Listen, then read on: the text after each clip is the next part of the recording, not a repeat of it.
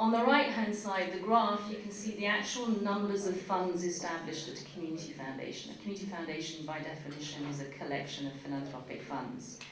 And really, I put this slide up to point out two things. The first is that even though we have managed an awful lot of government money,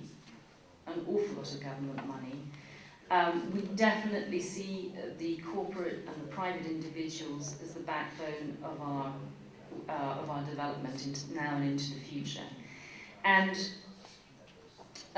we have had all sorts of,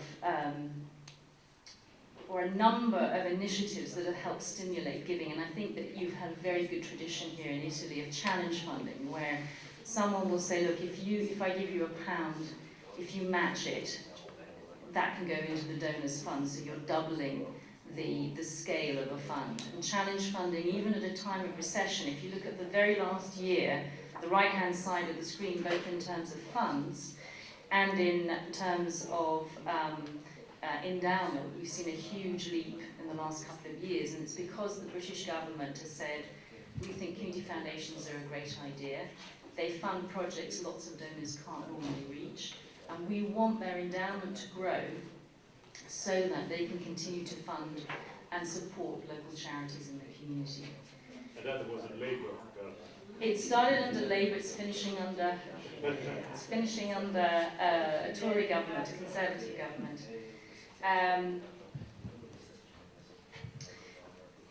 So let's look at the second major role, that of grant making and of community knowledge.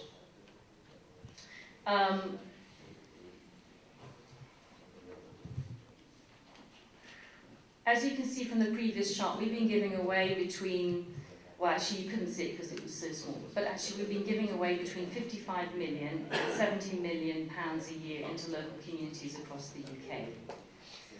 Our grants range from £50 to £1.5 million, but the average, our average grant is actually about £5,000.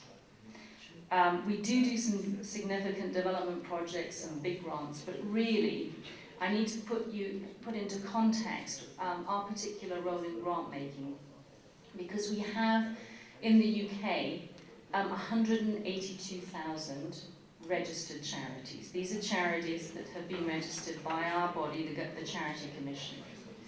We have, in addition to that, 500,000 non-registered charities. These are community groups that do amazing work, that are the backbone of our communities. It's the woman on a housing estate in a deprived part of London who starts a homework club for kids who are beginning to fail in school. Or it's a group that's taking wheelchair users onto the River Thames to sort of get them out of the house and into some kind of sporting event. Now, you can see from the top point there, if you know any English, I've written that we have the dominance of some really big brand charities in the UK. These are the Cancer Research UK and Oxfam and other charities like that. They do fantastic work. But the reality is that the top 10% or non-profits in the UK receive 90% of our income, charitable income. So there's a huge sort of imbalance between the big charities and the smaller ones that survive on very little. And therefore our mission in the UK, particularly with the community foundations, is to support these smaller charities, the ones that you never hear about, the ones that are in your local community but aren't terribly visible. And we fund 20,000 of these on average every year. That's a huge knowledge base. 20,000 charities and non-registered community groups. It's a fantastic knowledge base. And with one particular national donor that does a television program to raise money, they love the fact that because they collect money from all around the UK, from the very top of Scotland right down to the very bottom of Cornwall, they love the fact that through our network, now that we have significant coverage, they can ensure that no donor lives more than 20 miles from a project that has been funded through our network. It's a wonderful, wonderful reach. On the right-hand side, you can see that's the cover of a report. It says Hidden Surrey. Another key role that we play is bringing all that knowledge into the light. Surrey is the county in the UK that has the largest number of stockbrokers living in it. It's very wealthy. People commute into London from there. But because it is so wealthy, statistically, when you read about Surrey, you think there was no poverty or no deprivation there at all. And one of the things that we're able to do through our reach into communities is take those personal stories of people and the projects, write about them, put them in the context of what's really happening below the surface. And this particular report is called Hidden Surrey. It's the Surrey that no one could imagine could be there, because it looks so green and leafy and beautiful. I now need, in that respect, to talk about very briefly the role of technology, bringing that knowledge to light, bringing those possibilities for people to fund these projects to light is something that we're very, very committed to. And I do need to acknowledge the role of Bernardino here, who has always promoted the role and importance of technology within the Community Foundation world. And this is to say that currently, when you think of those 20,000 charities and community groups that we fund every year, we're involved in a project called localgiving.com. You go and have a look at it if you can. You've got 2 screen grabs here that show how we're trying to write up the stories of these smaller groups that nobody hears about and give them a web-based platform so that they can receive donations. It's something, we have the first 250 community groups logged up there. We hope that by the end of the year we will have over 1,000, and then ultimately we'll want 10,000 of these projects that have been vetted, have been checked, have been quality controlled by community foundations up there and accessible to the general public.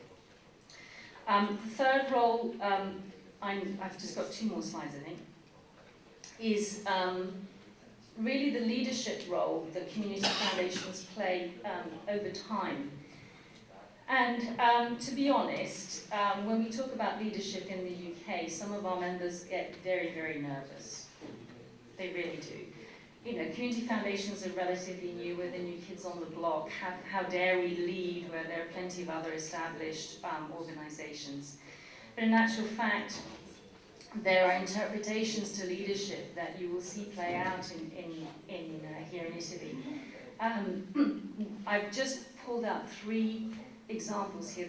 They're just practical examples. You get to a stage when you're at a community foundation where you know what's going on, you know what the needs are. The first one is the Community Foundation for Northern Ireland that took on a fund from the European Union worth about 11 million. And that was all about convening. It was around bringing people around the table. It was about working with ex-prisoners and working with people on the margins at a time of conflict and into the post-conflict period. The second example is one from the northeast of England, where men's mental health, not mental health, physical health, is quite often it's not talked about. It's an area where people eat a lot, they drink a lot, they don't go to the doctor.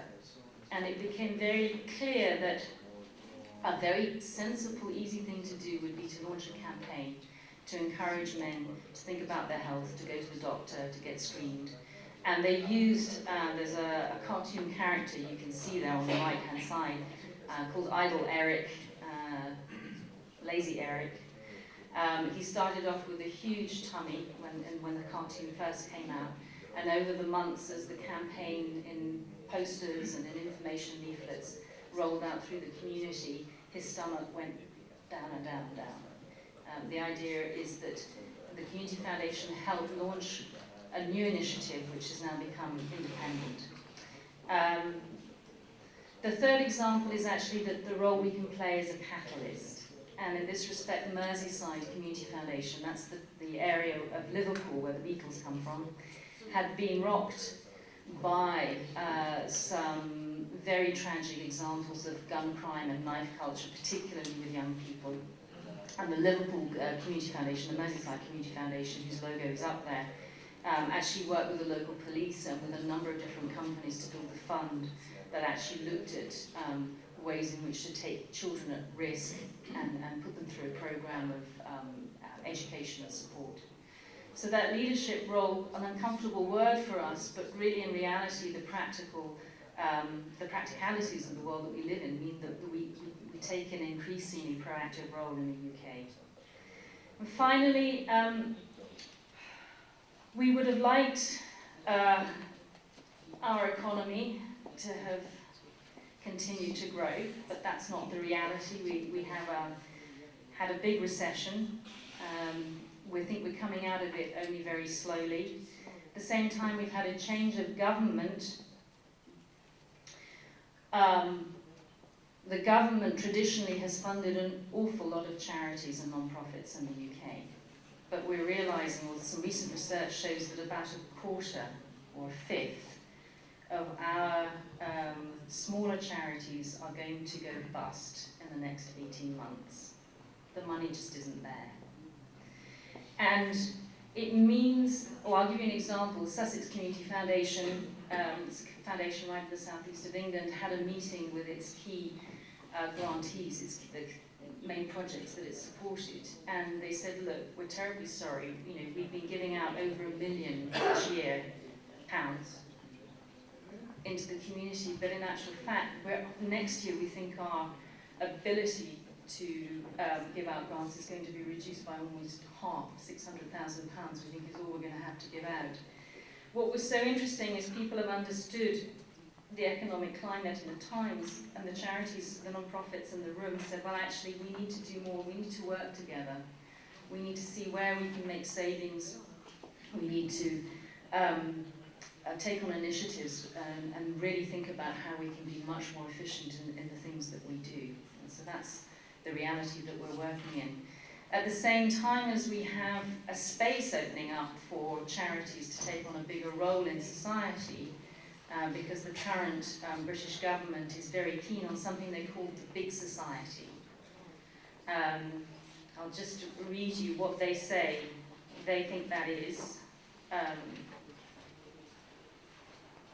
The big society is a society in which individual citizens feel big in terms of being supported and enabled, having real and regular influence, being capable of creating change in their neighbourhood, and creating a nation of empowered citizens and communities. That's lovely, but there's no cash to do that. We have to actually go into a period where we become more creative, we become more innovative. And I think that joint working between charities and even between community foundations is really going to be a big focus for 2011 and 2012. At the same time, we're moving beyond just grant making. We have to look at social finance mechanisms like social investment bonds. We need to look at ways in which we can recycle some of the philanthropic money that we can unlock. We need to be able to talk about the language of investment. And I also think that we are going to need to encourage more and more charities to develop a sort of a business aspect to their work so that they can become sustainable through some business activities.